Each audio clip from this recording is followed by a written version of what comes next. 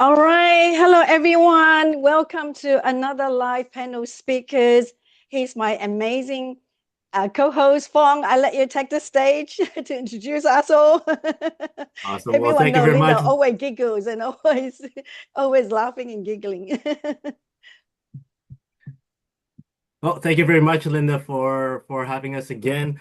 Always a pleasure, and we are here with two other amazing individuals. So, first of all, welcome everybody to our Coachable Unlock Your Next Level series. And this is a series where we help other individuals and entrepreneurs, business owners, people who wants to achieve more and more success, reach that next level of expertise and next level of success. And that's why we have these amazing speakers coming in and we talk about different tips, talk about different strategies, and little adding value to help others achieve more than they've ever dreamed of. So today, our main topic is how to rewire your thinking and your results fast. Discover the daily practice that can change your life in 21 days. Again, Linda Dong, an amazing, amazing individual. She's the person that usually call the person who makes all her dreams come true because all her dreams have come true. And she's an amazing entrepreneur, author, and coach. And then also joining us is Christopher Salem, an advisor, an expert advisor, somebody who's been adding a lot of value, helping lots of people out there achieve more success and building businesses and scaling those businesses.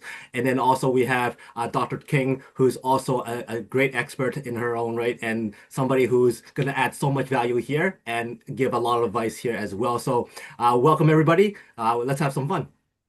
Yeah, thank you. Thank you so much for that amazing intro as usual.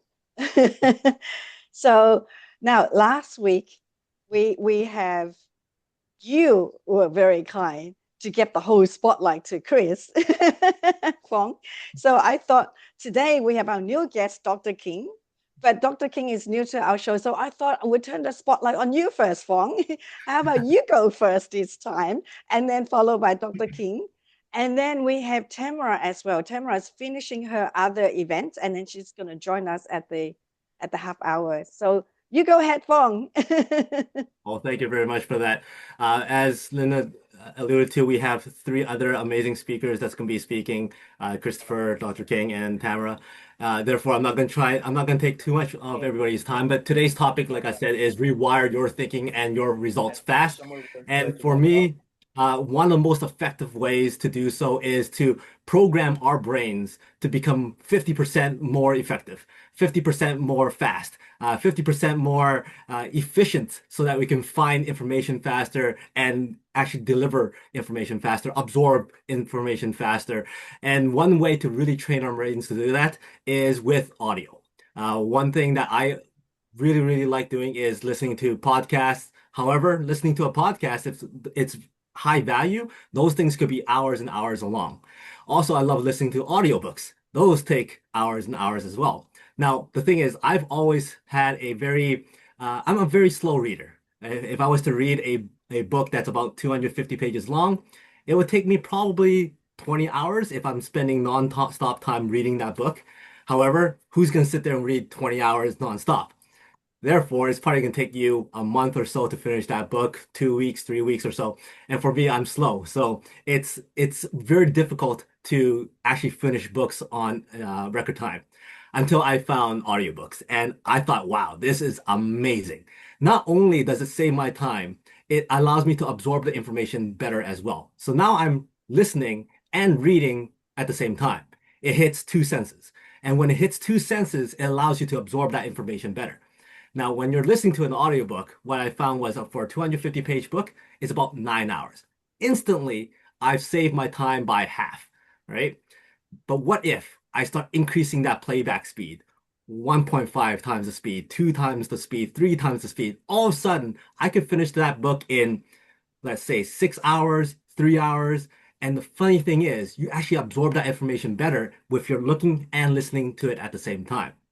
Now, what I found was if that works for audiobooks, why not apply it to all this other stuff? Podcasts, videos on YouTube, and all that kind of stuff. I basically defaulted all my stuff to 1.5 times the speed or 2 times the speed.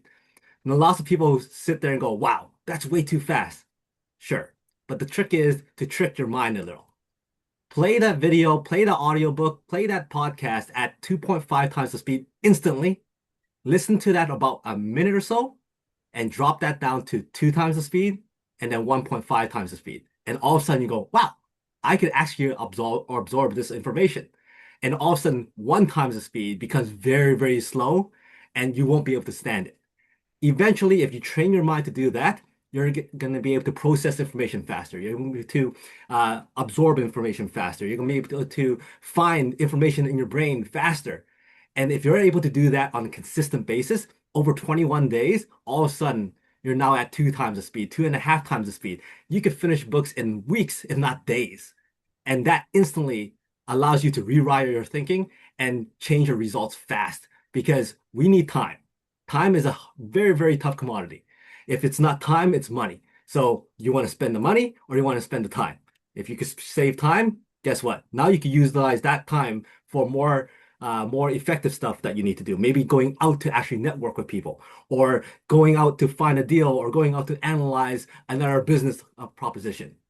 So if you could speed up the time on other stuff, then you're actually making more money because time is money, as everybody says. So that's my quick little tip for today on how to rewire your thinking. Hopefully everybody enjoyed that. And I'm going to pass it on to our next speaker, and I believe that's going to be Christopher. Was Thank that you me or so Dr. much. King? That is so awesome. It's so Yes, practical. thanks, Fung. I think it was Dr. King next, I think, right? Oh, okay. I was Yeah, going to Dr. say, King. this is my first time, so I don't mind you going, Sir Christopher. Back to you. Okay. Well, thank you so much. And Dr. King, welcome to this forum here. Great, always insights. Thank you, Fung, for sharing. Always valuable insights. What I always like to say is, like, how do we rewire our thinking? One thing I've learned over my career, and started doing this 26 years ago when I was operating at the time from a fixed mindset. I always reacted to things. I always reacted to people, difficult situations, always from a place of fear, anxiety, frustration, feeling overwhelmed, always caught up in the control I can't control. And at the time I didn't know anything about this stuff. I just knew I was just reacting, and it was always from the place that wasn't settled. So one of the things that I learned was that we have the capability of operating from a growth mindset, and the growth mindset, something we've all heard of, even going back to even Daniel Goleman with the concept around emotional intelligence. And the thing about a growth mindset is the ability to be self-aware of your own emotions and how you respond now rather than react to other people and situations. And it's the concept of learning what you can control versus what you can't control. So why is this important? Well, the 4 pillars of success to me are foundation, that is from how we think differently, from emotional intelligence, to now operate from intentions rather than expectations. And I'll explain what that difference is here shortly. And by doing that, I can be more in control of what I can control, and that's me, and less control over the things I can't, and that is other people and situations. Expectations love outcomes and things that are beyond our control. They're always tied to other people and situations beyond our control. But see, intentions are controlled by you, what you do in the moment with what you can control. And that is usually 5 things that you can control, which I'm going to go over shortly. So the whole concept here is that we got to rewire our foundation, think differently. Now we have to be better prepared. So we have to have preparation. Then we got to execute on that preparation, not only goals, but breaking them down into smaller attainable objectives, using systems, prioritizing correctly so that we're focused on the things that really matter, and learning to delegate what we can, focused on what is most important, getting rid of the things that are not relevant. And then I got to execute on them. And then I got to measure to see what's working, what's not, because how can I know if I'm moving forward if I'm not measuring? So that's the 4 pillars of success, but it starts with that rewiring the way you think. So let's go back there again. So if I'm going to rewire the way I think, I got to first come to terms and what can I control versus what I can't control. What I can control is other people and situations. Now, I can control some aspect of a situation. Let's say if there's a group of toxic people in some, let's say they're in a break room somewhere. I can limit myself from being in there, or I can, put up a boundary, or I can not even go at all because I just know it's not good for me. I can control that end of it. But see, I can't control those people overall that they're going to behave in a better way than they are. I can't control that. I can't control what's happening in the economy, what's happening in my industry, let alone even my spouse. I can't control her. I can only control me. So when I can learn to control me, there are 5 areas that you can learn now to focus from each and every day. That is your communication to yourself and other people. So most of the world communicates in a passive or aggressive or both style of way. Passive communicators tend to say yes to everything. They tend to just assume and speculate what's important to you and go out and, just do what they have to do to get things done for you.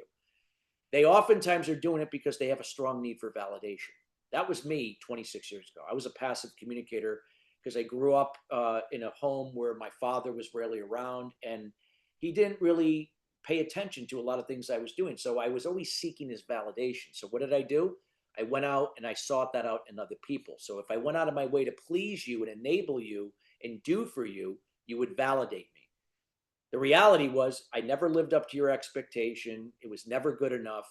And it actually caused you to be more dependent on me. And that would lended itself to not getting anything done. I couldn't finish what I wanted to get done with my agenda, and I wasn't helping you to grow and expand. So it wasn't really helping anybody. That's what passive communicators do. And oftentimes I was listening to my inner critic more than my inner champion. So the fact that I was listening to my inner critic, that caused me to communicate in a passive way to other people. See, we don't realize how we communicate to ourselves will be also reflected in how we communicate outward to other people. You think you're hiding it, you're not. Okay. Now, other people won't know that literally, but they'll pick up on it in other ways. Now, there are aggressive communicators. Aggressive communicators have a tendency of being perfectionists. And when they're a perfectionist, that's another thing you learn in childhood. I also had a parent who was a perfectionist. And as a result of that, I had a hard time trusting other people could do it to the level I could do it. So I had a hard time delegating. And when I was forced to delegate, guess what? What do people that have a hard time delegating, but when they're forced to do it, what do they usually do to other people? The big M word, right? They micromanage people. So that's the case. So aggressive people have a tendency of talking down to people, could be condescending, don't trust that other people could do it to their level. And that doesn't empower people to build a winning team environment or to bring people together to produce at a higher level. So those styles of communication are real. They're rampant around the world and almost every setting that you could possibly imagine. But when we are now operating from emotional intelligence, from a growth mindset, we can realize we can shift away from the inner critic to the inner champion. We can learn to be more specific, clear, and concise with ourselves, be transparent of knowing what you're good at, what you're not. You don't have to be everything for everybody. And if I can now communicate in a very specific, clear, and concise way with myself, then I can communicate more effectively to other people. I can be more assertive. So when I'm specific, clear, and concise with myself and other people, I'm leaving very little to no room for assumptions and speculation. And that is the root cause of most problems in the world, in any relationship, any business setting, is because we assume and speculate what's important to people and what they want. I see it all the time in business. People develop online programs, they build products, they come out with services, spend all this time and all this money, and they never substantiated that with their core audience. Is that really what they want? Is that really solving the challenge that can be better for them? You assume that and you speculate that, but did you actually substantiate that and hear it from the horse's mouth? 9 out of 10 times that's not the case. No, they don't do it. So the thing is, when I can now, as the sender or the receiver of that communication assertively, I'm responsible because I can't control other people. We don't live in a perfect world where everyone's going to communicate in an assertive way. I can't control what they're going to do, but I can control what I do. So if I'm the sender or the receiver, I can ask more questions, get more clarity. And if I can do that, I'm more likely to reduce those assumptions and speculations so we can be on the same page for the most part, less likely for expectations to fall through the cracks. Communication now is elevated. I'm actively listening, not only with my ears, but my eyes, because I'm looking at body language. I'm looking at other sensory acuity. I'm looking at tone of voice. I'm looking at picking up on energy. So this way, when somebody says everything's going fine, and yet their body language and their tone of voice is contradicting that, then I know that's not the case. I can ask further questions to get more clarity. See, that's assertiveness in communication, shifting away from passive aggressive. I can control that. I can control my behavior. Is it in alignment with my communication? In the past, I was a passive communicator and an aggressive behaviorist. I was a recovering passive aggressive. I could be very passive in my communication and then be aggressive in my behavior and contradict what I said. So I have to make sure that I'm assertive with my communication, or it's going to be my behavior, to be in alignment with my communication. Number 3, I can control my attitude. It's happening for you, not to you. See, when it's happening for you, obstacles, challenges, setbacks, difficult situations, difficult people, it's a good thing because it's helping you to navigate how you can now get better at adapting to what is, not what you think it should be, because we don't live in a perfect world where how you think it should be is going to work. I can't control that. Let's focus on what I can adapt to what is. I'm not conforming. I'm just making the best out of the situation within my control. See, I see obstacles and setbacks as opportunities to grow and expand and then turn them into results. If I see it happening to me, I'm a victim. I use excuses. I deflect how I feel onto other people. I gossip. I complain. That doesn't move things along. I can control my emotions. Now, you're either responding versus reacting. I used to react from my emotions. So if I was angry, there's nothing wrong with negative emotions. And negative emotions are just the body and the mind sharing with you have something unresolved, oftentimes at a deeper level. You know, in my case, it was the need for validation and the need to be perfect all the time. I had to learn how to get over that. That's how I experienced it with anger because of that. But see, now I don't have to react from that anger. So if something triggers anger on any level, it doesn't stay with me that long, probably a minute or two, and then it's gone. So I'm able to process it, get through it, and then respond from a positive emotion. If I have to take a breath, remove myself for 10 minutes, sleep on it, then I can respond either in person or verbally or in writing through an email or text. I'm sure all of us have had emails and exchanges in communication we wish we could take back because we reacted and said something we shouldn't have said. So when I can now learn to respond versus react, I'm going to put myself in a better situation to be successful and empower others through my example and resourcefulness. And then finally, I can control my action. My action is that everything I say I'm going to do, I do. I'm accountable. I don't just operate from a goal. I take a goal and I really make it specific, clear, and concise. I break it down into smaller sub goals and objectives. I prioritize them. I rank them. And then I work on the ones that are most important and delegate the rest, and then get rid of anything that is not relevant or conducive to so anything I can control that's a distraction, I get rid of it. So that way that distraction doesn't control me, or time doesn't control me. I'm valuable now, not just available. Now with that, if I now can be the example for others consistently, daily with doing that, being a resource to empower people to do the same, all I got to do is operate from those 5 things I can control every day. Operate from intentions rather than expectations, because I can control my intentions, can't control expectations. When I can do that and raise my level of EQ, I'm communicating at a higher level. I'm actively listening. I'm building more rapport and trust with the people around me to build better joint alliance partners, develop better clients, create better experiences, generate more revenue in my business. Now I'm able to be better prepared as a result of it. I can now execute on it without allowing my limiting beliefs to hold me back or my lack of confidence. And then I'm able to now measure to see what's working, what's not, and then repeat that process. That's how we can now unlock our success, by rewiring the way we think. Sorry, I was a little long-winded, but I did want to get that out there for everyone. That was amazing, amazing. You could pretty much write a book on that, Christopher. Oh, it's the first time I call you Christopher, Chris. My mother calls me that, Linda. This is a good one. Okay, this is Yeah, a that was compliment good. That was time. good. So I beg your either that's pardon. when she says something good or if it's not good, either way. But in this case, it was good. First time ever I call you that. Chris, that was amazing. We were like nodding our head along the way. And I love these sessions because all of us, right? All of us have our presence already to do whatever we do, especially Dr. King, just amazing. The long list of biography and titles, with United Nations and all, and Chris in the trenches flying to all different states in America, Fong every single week with podcasts with amazing guests. But we are here just to contribute and to be with each other and to continue this spirit of lifelong learning spirit, to demonstrate it in the real world that we are real lifelong learners, right? That's why we are so sincere, that we truly listen to each other's sharing and celebrate each other. And that's what I love about this.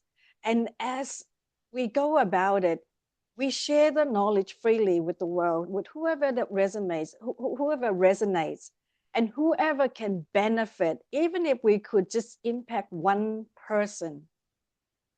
But we know that it's never just one person. The ripple effect is unseen. You cannot even calculate, right? We all know, combined together, we have impact countless lives that no one can even, define how many. And so even one person who hear this today, they're going to go on to impact countless lives. The ripple effect, it's just, you cannot even calculate, right? So I want to take this moment. It's not the end yet. I'm just going with the flow. I just want to take this moment to show my gratitude, especially Dr. King. I just invited her very short notice, and she's such an action taker. And she's going, yes. And on here, all of us are such action takers. And I just want to take a moment to celebrate that, because it's really rare that we meet such kind heart, high achievers, action takers, like-minded friends, and I value you all so much. And no, I didn't mean to take the limelight on the stage, but here goes Dr. King. Everyone, you need to look up Dr. King, her amazing work. I mean, it's just going to take so long to list of all of her work, so I leave it for you to look her up. But Dr. King, the stage is yours. First, I want to thank you all for allowing me to be a part of this amazing group. I have learned so much already myself. I feel blessed. This is wonderful. Everything that my colleagues have talked about, I can learn from. I love this idea about speed reading and taking time and getting more. And I also love the idea about communication and how we can do better and how it affects our lives.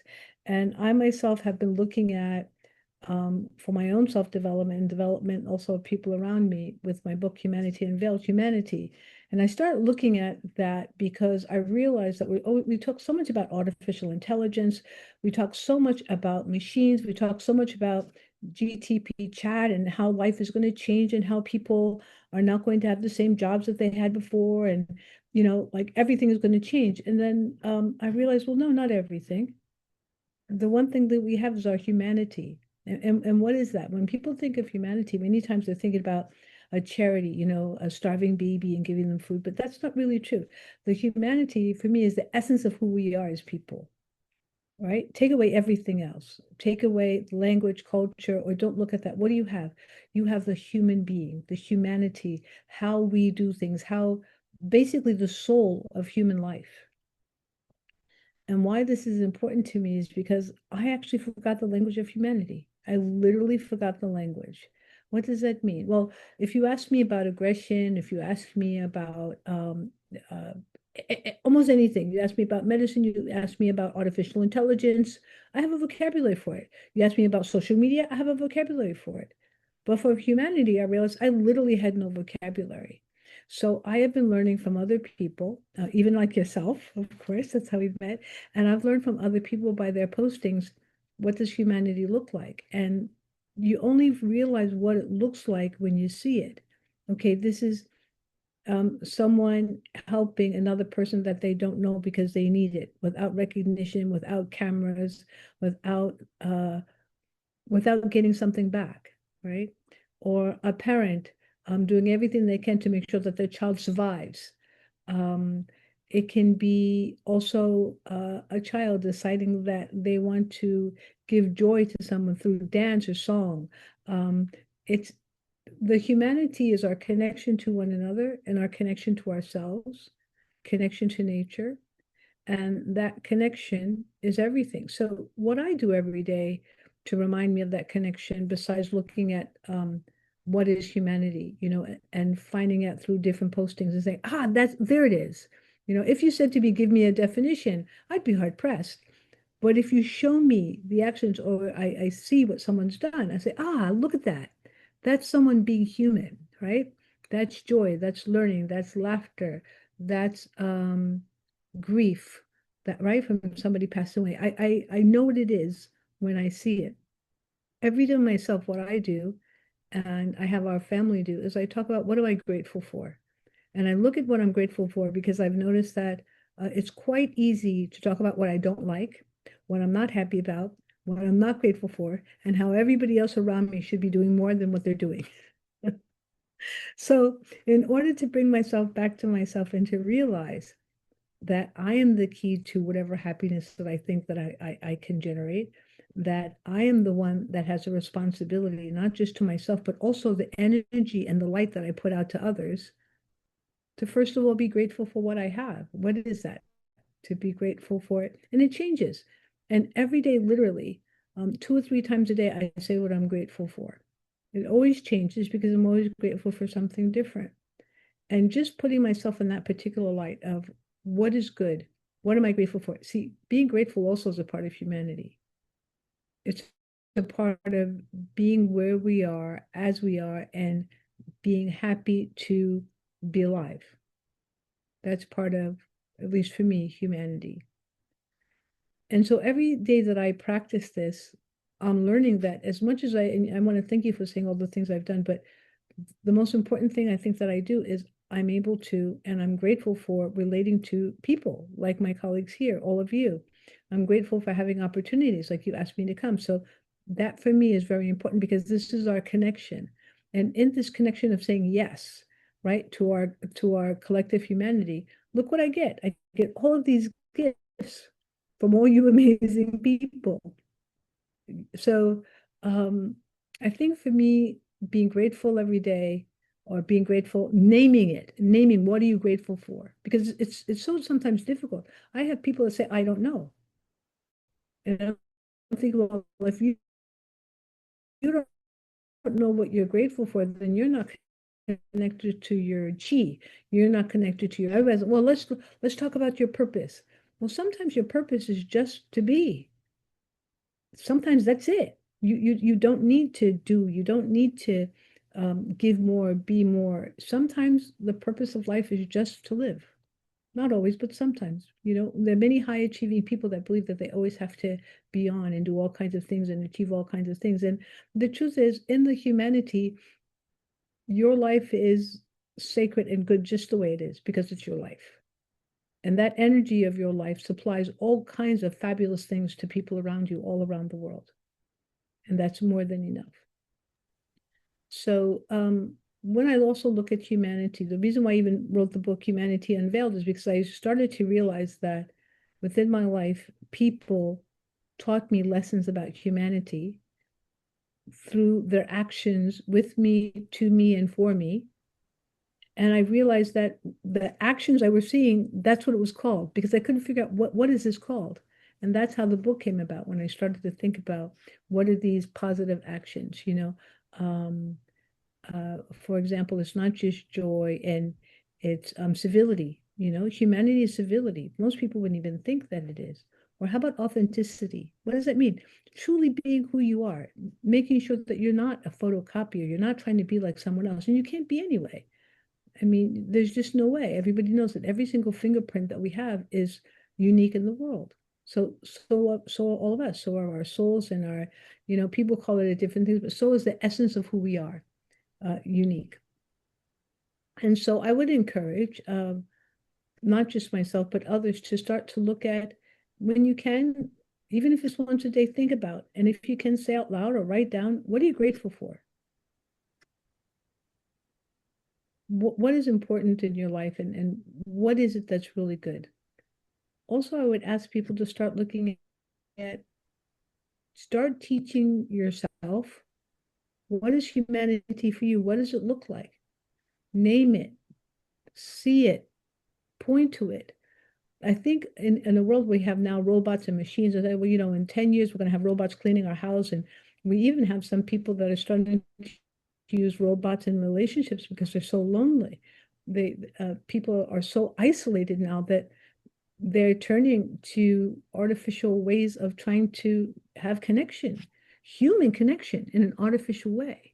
So then I would say that, get back to who we are as human beings. Share time with people if you can. Share a phone call. Maybe do something other than text. Let somebody hear your voice. Do something really old-fashioned. Make a card or send a card. Use the postal service. I know that's real old-fashioned. Maybe if you like music, play someone a song and record it and put it out there for people to listen to. Share who you are, share your values, share your talent, share your own humanity with others. And I think that you'd be so surprised how appreciated it is. Many people are literally dying of loneliness all over the world.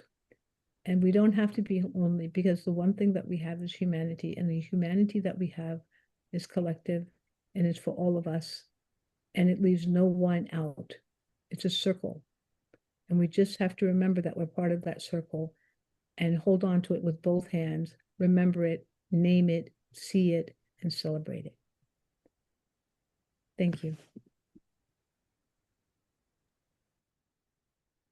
Well, that was amazing. Thank you so much, Dr. King. And here we have Tamra. Tamra, thank you for joining us. So glad you can make it. I'd just Me too. Just like to introduce you to everyone here, my co-host Fong Chua, and our longtime trusted advisor, Christopher Salem. We call him Chris Salem. And Dr. Hi. King.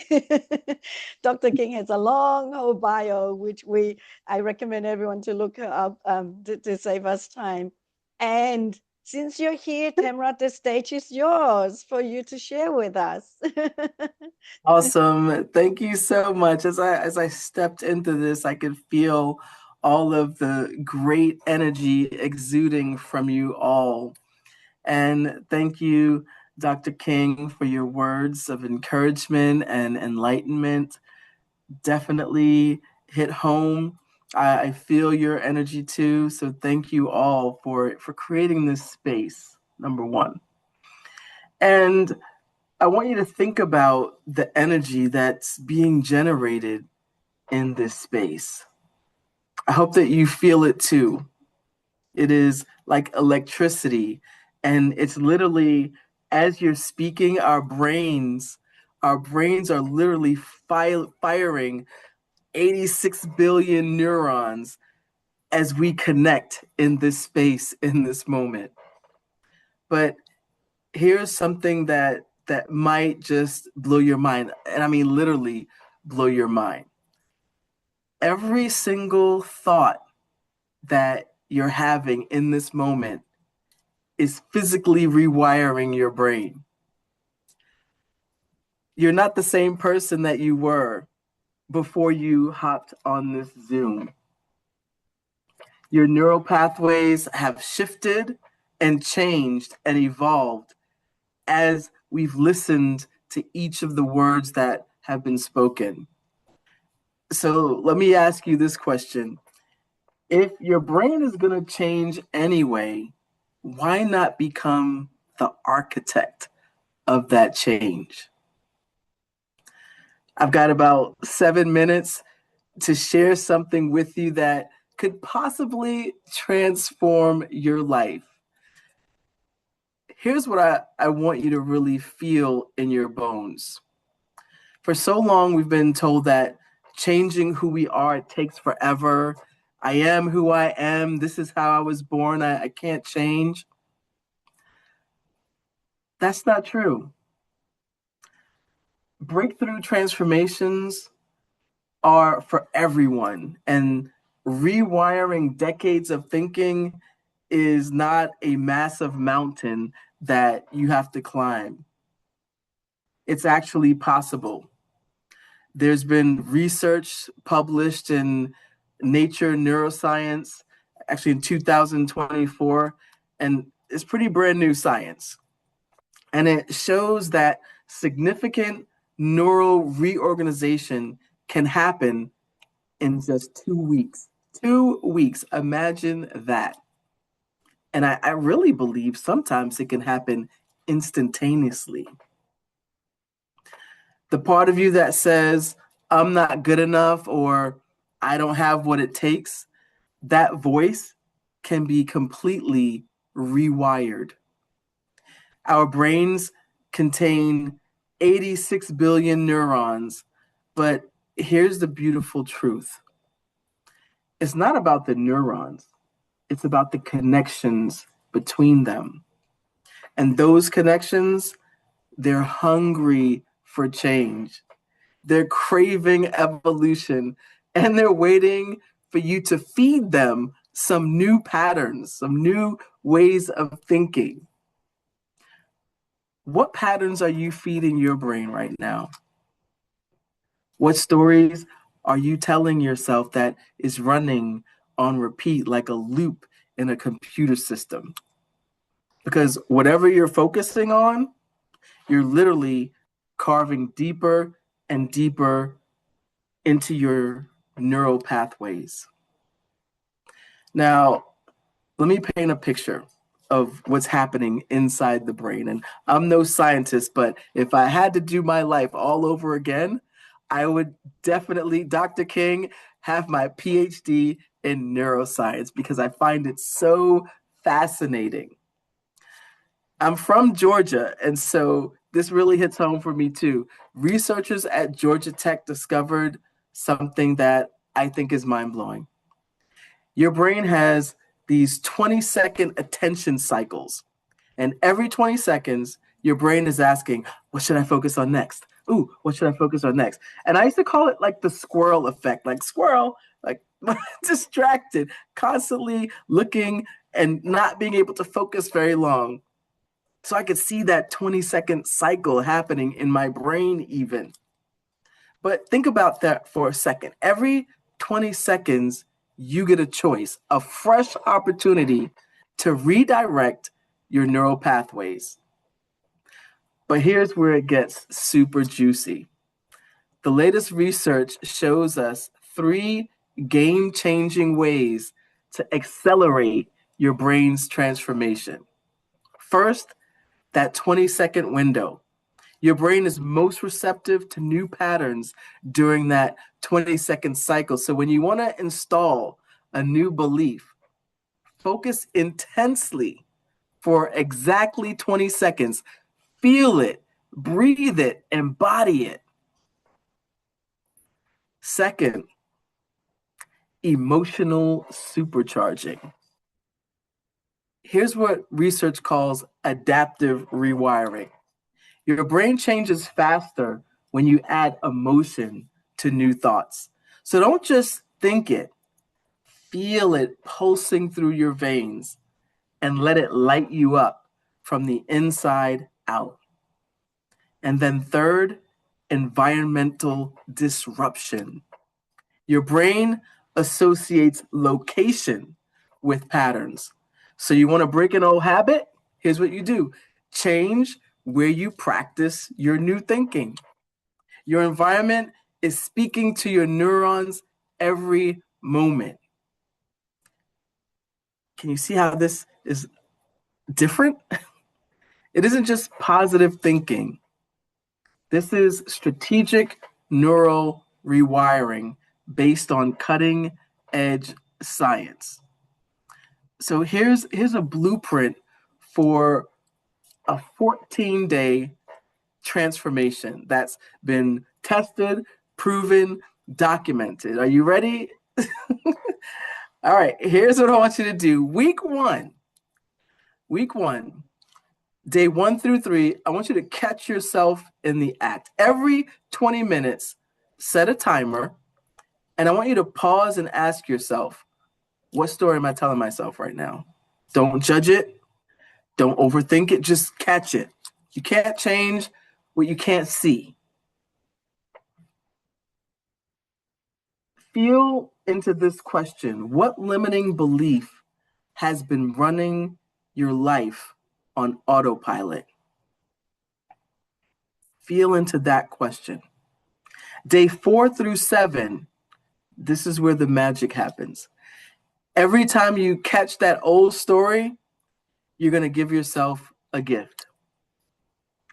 20 seconds of pure, focused attention on a new story. Feel it in your chest. Let it pulse through and warm your entire body. Meditate on that thing. And then days 8 through 10, this is where we turn up the volume. When you practice your new patterns, don't just think them, feel them, have them flood every cell in your body and make it so real that your brain think it's already happened. And here's a powerful question. How will it feel when this new belief is just who you are? Days 11 through 14, lock it in. Find a special place. Maybe it could be your closet. It could be a room. It could be somewhere out in nature. It could be even in your car. Let that become your transformation zone. And every time you're there, your brain will automatically access those new pathways. And then twice a day, give yourself 90 seconds of pure visualization. See yourself living from this new belief. Hear the conversations you'll have. Feel the confidence in your body. Taste the success. Your brain can't tell the difference between a vivid mental experience and reality, by the way. This isn't just theory floating around in some lab somewhere. Real people are using this. I use this. Try it. And here's what gets me really excited. When you do brain scans, you can actually see the changes on the brain scans. We can watch the neural pathways light up like Christmas trees. Your transformation isn't just something you feel, it's something science can actually measure. Now, what would be possible for you if you knew deep in your bones that change could happen fast? What would you want to do with that? Where would you start? Here's what I want you to feel right now. You are standing at a threshold. On one side is the old you with all those familiar limiting beliefs and patterns.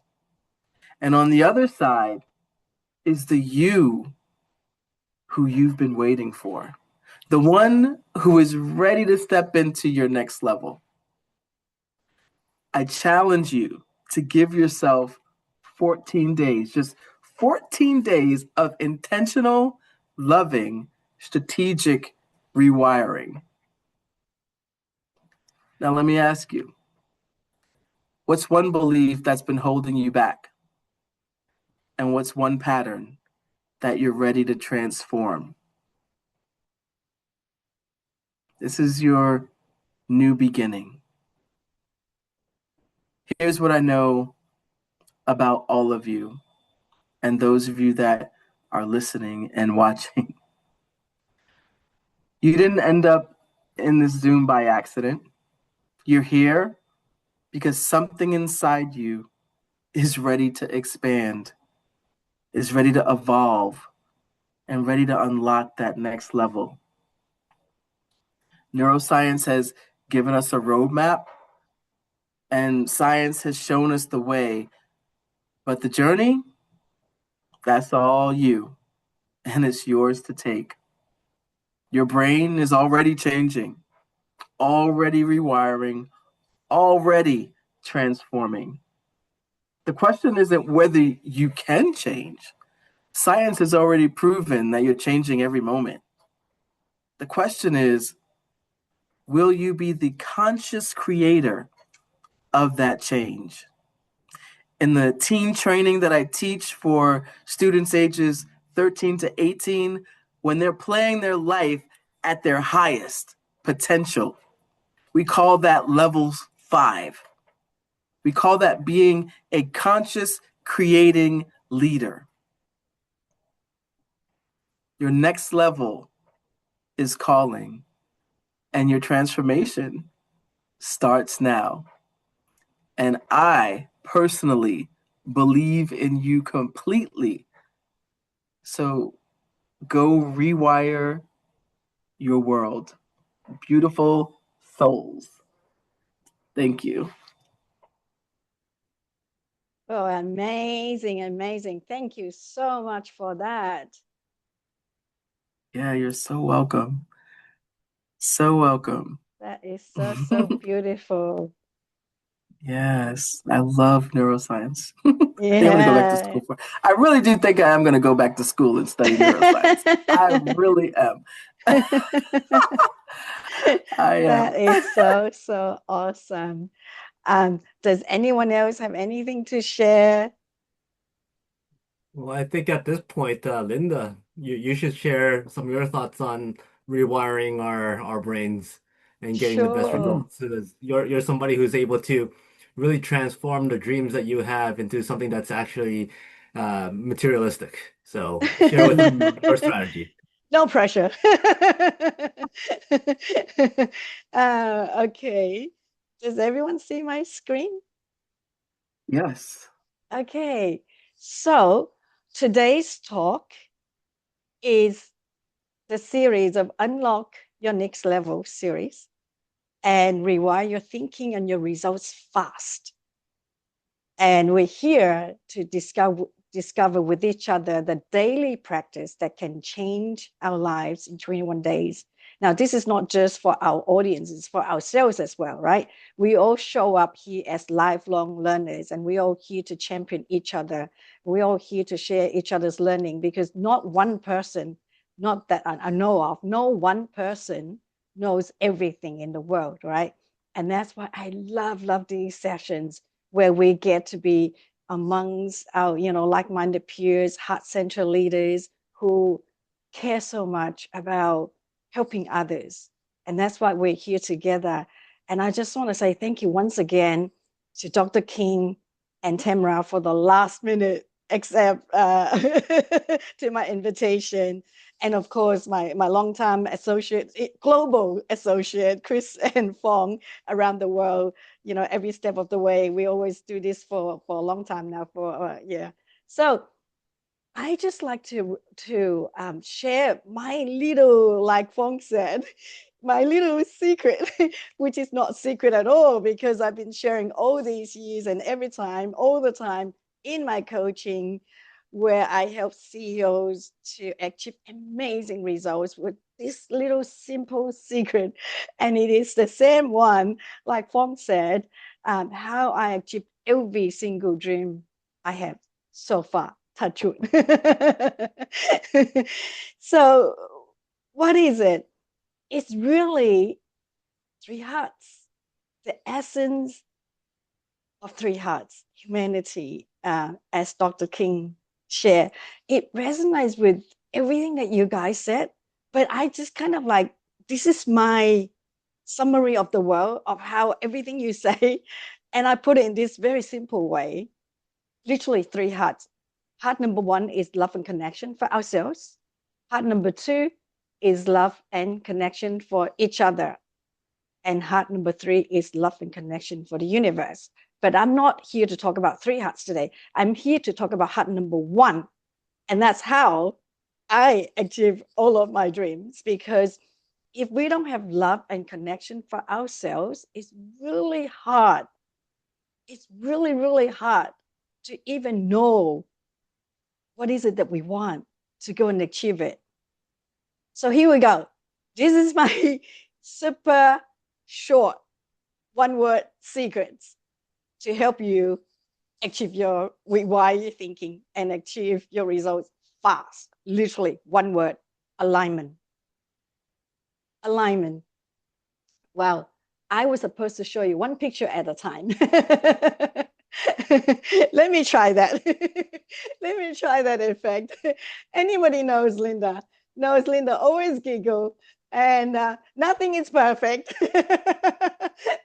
Everything Linda does is just authentically as it is. Okay, this was how it's supposed to show you, okay? Now, it doesn't matter what age, where you are. Let me reduce this so you can see my full screen. I hope you can see my full screen. Literally doesn't matter where you are, right? Now, I know you're going to tell me, Linda, I don't always see nature. I'll come to that in a minute. So why is it alignment? Why is it heart number 1? Heart number 1 is love and connection with ourselves. We live in a very noisy world, right? Especially now, more noise as we go. And it's almost so hard to remember who we are. Yeah, agree? Sometimes, like Tamara said, every single day you have evolved and changed. And sometimes we've changed so much that we don't really remember who we are truly. Has anybody feel that at any point in time? Has anyone feel that? And so it is so important to have the stillness, the moments. Like Tamara said, 20 seconds. Do you have 20 seconds to still your mind, right? Like Dr. King said, it's all about humanity, but we got to come first. If you don't know who you are, then how else do we serve anybody, right? Like Dr. King said, everything is about the power of the connection. And I call it the power of connection, right?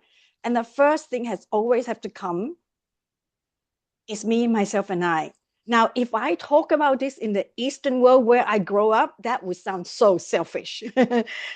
From the time that I grew up, it was always about other first, your community, you're serving others, right? But in this modern busy world, unfortunately, we have to come back to ourselves first. And that's why you hear so many people remind you like, you cannot pour from an empty cup of water, right? From this stillness, then you'll be able to apply what Fong shared with you, how to listen to the audible book fast.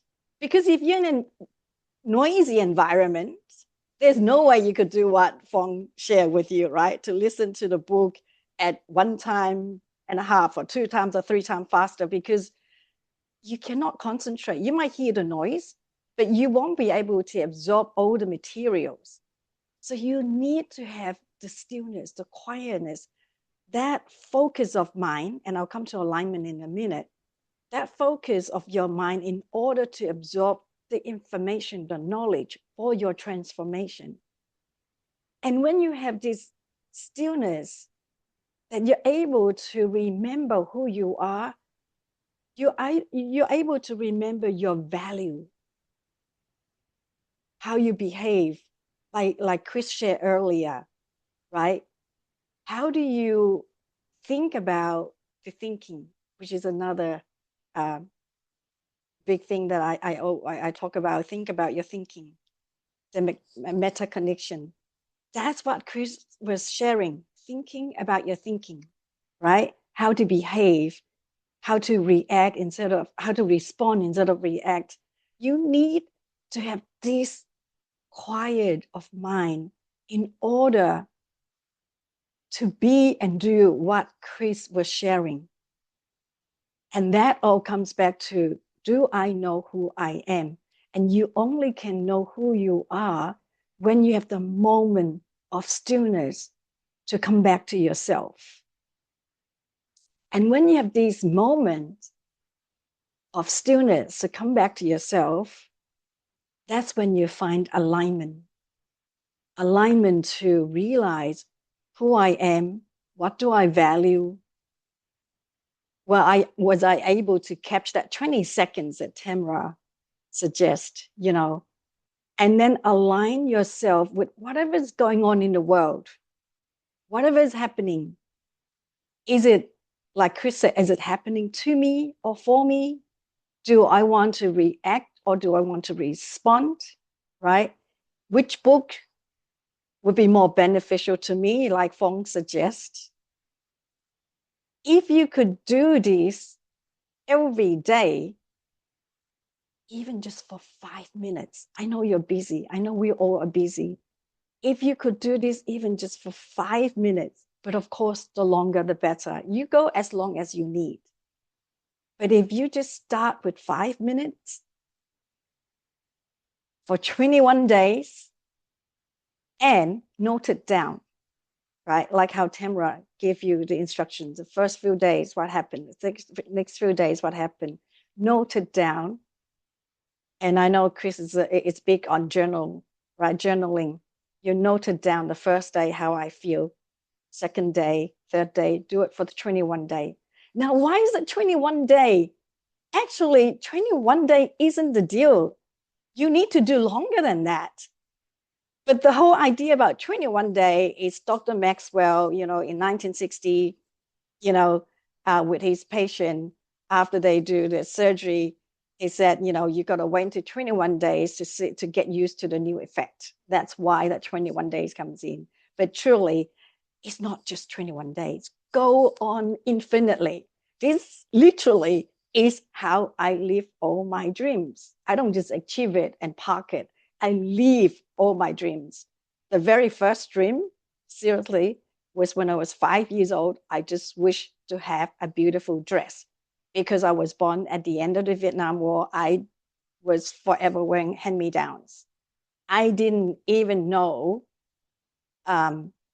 what a Western, modern, beautiful dress looked like, right? Because I didn't have color TV.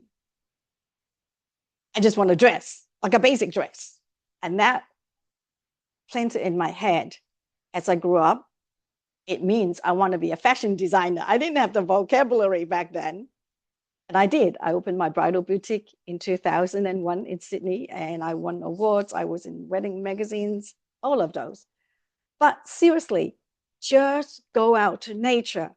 Now, if you tell me, Linda, I live in a big city, there's no natures, it's okay. I didn't have it either when I was in Vietnam. Seriously, this is beautiful. This is in the modern Western world, and I do have access to these now. But if you don't, just put on YouTube and put on meditation music. And seriously, it doesn't matter at what level you are, even the highest level CEO, we could get so overwhelmed with so much more responsibility and everything that we get burnout, right? And so connecting to nature is come back to who we are, realign our alignment, realign with our value every single day. And let me know how you go, and leave us with the questions when we post it.